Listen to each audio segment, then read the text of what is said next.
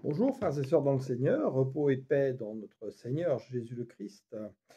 J'avais pas vraiment prévu de vous parler de ça, en fait, le Seigneur me l'avait mis à cœur et puis j'y avais renoncé. Et par rapport à des choses que j'ai pu entendre, voir cette semaine, lire dans la parole, le Seigneur m'a mis à cœur vraiment quand même de vous en parler parce que c'est comme Jésus quand il nous a avertis dans Matthieu 23-24 et 25, pour que personne ne nous séduise, justement, et que nous fassions attention. Alors, ça va pas être très long. Je vais vous citer quelques paroles de l'Écriture et vous expliquer après par rapport à un songe que le Seigneur m'avait fait faire. Donc, dans Matthieu 7,16, quand il nous dit de nous garder des faux prophètes et que ce sont en fait des loups féroces à l'intérieur et que nous les reconnaîtrons à leurs fruits, il dit, vous les reconnaîtrez à leurs fruits. Est-ce que l'on cueille des raisins sur des buissons d'épines ou des figues sur des ronces? Ainsi, un bon arbre porte de bons fruits, un mauvais arbre produit de mauvais fruits. Un bon arbre ne peut pas porter de mauvais fruits, ni un mauvais arbre de bons fruits. Tout arbre qui ne donne pas de bons fruits est arraché et jeté au feu. Ainsi donc, c'est à leurs fruits que vous les reconnaîtrez. Donc on voit bien que le Seigneur, en fait, quand il nous transforme, il vient nous élaguer, justement, nous émonder, comme il est dit ailleurs dans la parole, pour que nous portions davantage de fruits. Lui qui est le cep, nous sommes des sarments accrochés au cep. Mais si à un moment donné, nous ne portons plus de fruits, il vient couper les branches et nous arrache. C'est là où certains peuvent se retrouver, par exemple, desséchés à un moment donné et ne plus être conduits par le Saint-Esprit. Dans Matthieu 5,16, que nous dit-il? Vous êtes la lumière du monde. Une ville au sommet d'une colline n'échappe pas au regard, il en est de même d'une lampe. Si on l'allume, ce n'est pas pour la mettre sous une mesure à grains, ou au contraire, on la fixe sur un pied de lampe, pour qu'elle éclaire tous ceux qui sont dans la maison. Là, on parle de la maison d'Israël. Rappelez-vous ce que dit Pierre dans les Épîtres, et de ce qu'il dit aussi dans Actes, que toute la maison d'Israël sache que ce Jésus, nous sommes de la maison d'Israël, puisque nous sommes le peuple de Dieu, le peuple saint, le peuple élu de Dieu, circoncis dans le cœur, parce que nous avons cru en Jésus, qui est notre Sauveur, le Fils de Dieu, le Seigneur. C'est ainsi que votre lumière doit briller devant tous les hommes, pour qu'ils voient le bien que vous faites, et qu'ils en attribuent la gloire à votre Père céleste. Donc, ils voient bien que vous êtes des ambassadeurs de Jésus, qui est la véritable lumière. Alors, pourquoi j'ai choisi ces deux passages? Eh bien, je vais vous raconter justement le songe que j'ai fait il y a maintenant un petit peu plus d'1 an. Un songe très surprenant.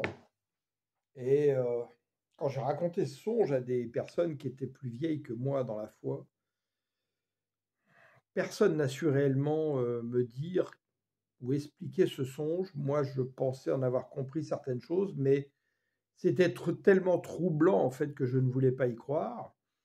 Et un frère qui n'a pas officiellement de fonction dans l'Église, mais qui est un véritable miraculé de Dieu, aussi bien dans la foi que dans la santé, lui m'a tout de suite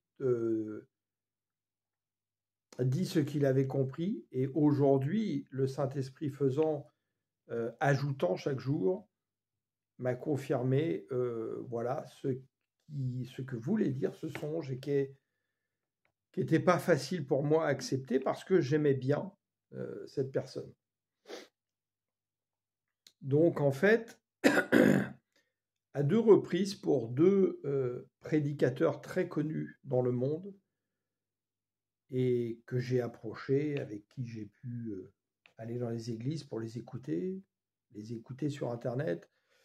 Le Seigneur m'a montré qu'ils avaient un autre visage que celui qu'il voulait montrer devant les hommes et m'a averti de faire très attention.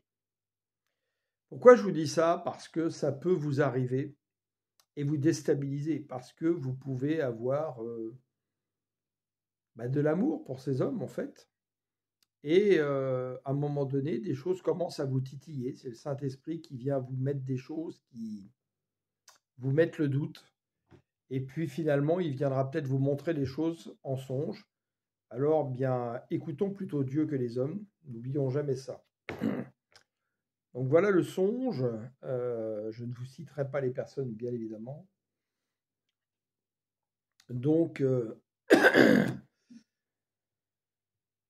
le songe, j'étais en fait comme si j'avais été, j'arrive en fait dans une assemblée, dans une maison en fait, où il y a des pasteurs assez jeunes, je dirais qui ont entre 30 et 40 ans.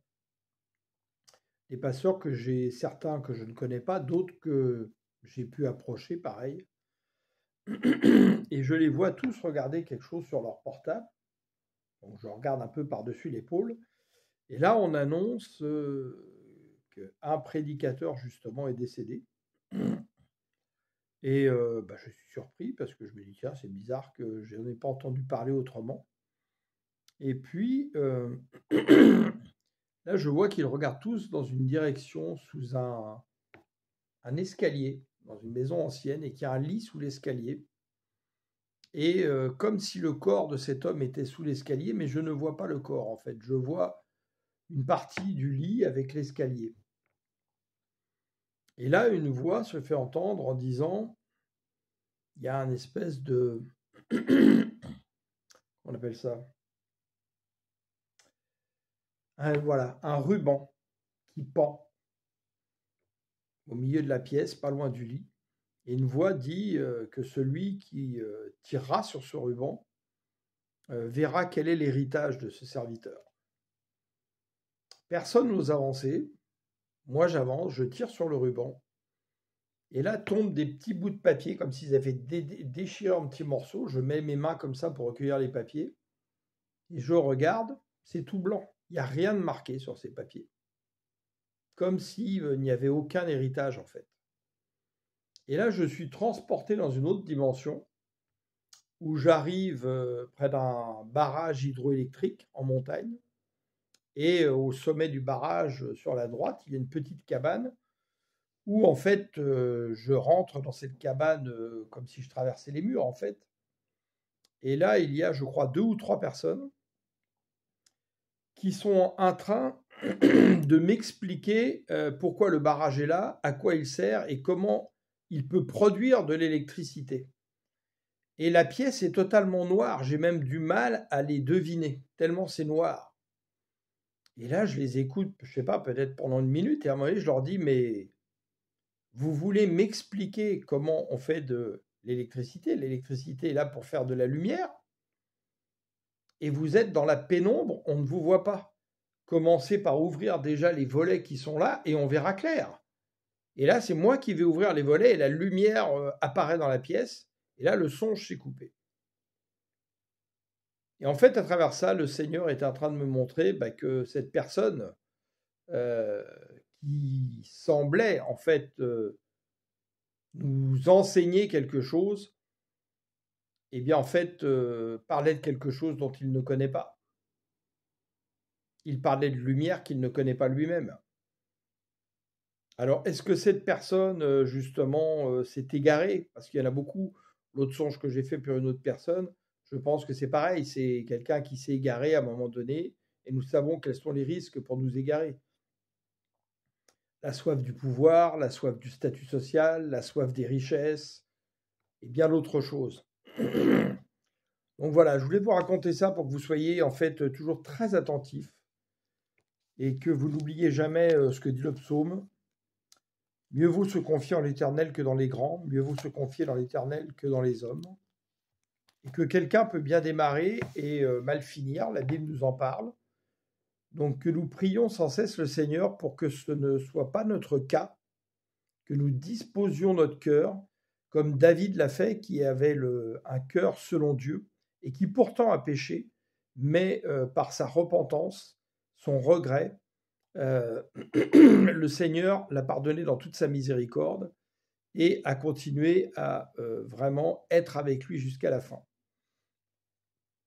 Et on voit par exemple de 1 Samuel 15 au verset 35 ce qui s'est passé à l'époque pour le roi Saoul avant David, qui pourtant avait été choisi par Dieu. Samuel, donc le juge, n'alla plus voir Saoul jusqu'au jour de sa mort. Mais il était dans l'affliction à son sujet, parce que l'Éternel avait décidé d'annuler ce qu'il avait fait en l'établissant roi sur Israël. Et dans Louis II, là je préfère la version Louis II, Samuel n'alla plus voir Saoul jusqu'au jour de sa mort, car Samuel pleurait sur Saoul, parce que l'Éternel se repentait d'avoir établi Saoul roi d'Israël. Alors je prie vraiment ce matin pour que nous soyons considérés devant les hommes comme des petits ou devant des grands, et qui enseignons la parole, qui témoignons de la parole, qui encourageons nos frères et sœurs, que jamais nous ne soyons trouvés comme Saül ou comme d'autres, où le Seigneur puisse se repentir de nous avoir établis pour le servir, et de disposer nos cœurs, de garder nos cœurs pour le Seigneur, et que nous ne nous laissions pas corrompre par les richesses du monde, par l'avidité du pouvoir, la reconnaissance devant les hommes. Paul de Tarse, et j'ai toujours apprécié cela, dit « Si je voulais plaire aux hommes, il y a longtemps que je ne servirais plus le Christ. Notre but est de plaire à Dieu, pas aux hommes. Et certains vous détesteront sans que vous puissiez dire pourquoi. C'est plutôt bon signe. Le Seigneur dit quoi? Qu'ils nous haïront comme ils ont haï Jésus parce que nous ne faisons pas partie du monde. Il dit également, ils m'ont haï sans cause. Voilà, je voulais vous en parler vraiment pour que vous vous laissiez vraiment guider par le Saint-Esprit et que vous soyez toujours très attentifs à ne pas tomber dans des séductions, dans des messages d'excitation qui viennent exciter vos passions de l'âme, mais qui ne viennent pas toucher forcément votre cœur et vous transformer. Et que nous choisissions toujours le chemin étroit plutôt que la large porte. Et que nous puissions répondre à être vraiment des élus de Dieu. Car il y a beaucoup d'appelés, mais peu d'élus, nous rappelle la parole. Et que nous nous soumettions vraiment totalement au Saint-Esprit. Le Seigneur me l'a mis à cœur depuis 15 jours. Il m'a connecté à des enseignements par synchronicité du Saint-Esprit que j'ai partagé sur la chaîne, que je vous exhorte à écouter également. Et si vous ne vous reconnaissez pas encore dedans, ne vous inquiétez pas. Disposez votre cœur vers le Seigneur.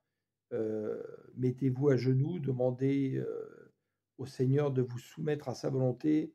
Dites, je veux me soumettre au Saint-Esprit et ayez soif, faim de Christ pour grandir dans sa connaissance. Le Seigneur fera le reste, il examinera votre cœur. Et ayons à cœur régulièrement de demander au Seigneur de nous examiner, de nous corriger, de nous reprendre, pour que justement nous puissions être des vignes qui portent du fruit pour le Seigneur, donc dans le royaume et pour l'extension du royaume. Amen. Gloire à notre Seigneur, gloire à notre Père céleste, au nom de Jésus le Christ, et gloire à son Saint-Esprit, qui vraiment est le conducteur absolu. C'est pourquoi Jésus a dit, je ne vous laisserai pas comme des orphelins, je suis avec vous jusqu'à la fin. Le Saint-Esprit vient nous donner les révélations du Fils, les convictions de la parole qui parle du Fils, et il rend témoignage à la gloire, et il rend la gloire au Fils de Dieu, Jésus le Christ. Et c'est l'Esprit du Père qui vient, par le Saint-Esprit, vraiment témoigner de Jésus.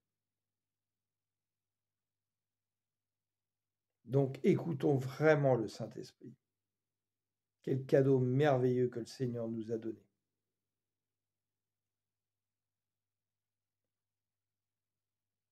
Puissions-nous penser à réclamer au Seigneur vraiment de remplir nos coupes, qu'elles débordent par son Saint-Esprit, qu'il nous remplisse complètement, qu'il nous conduise, de nous rendre sensibles à sa voix, car Dieu parle tantôt d'une manière, tantôt d'une autre.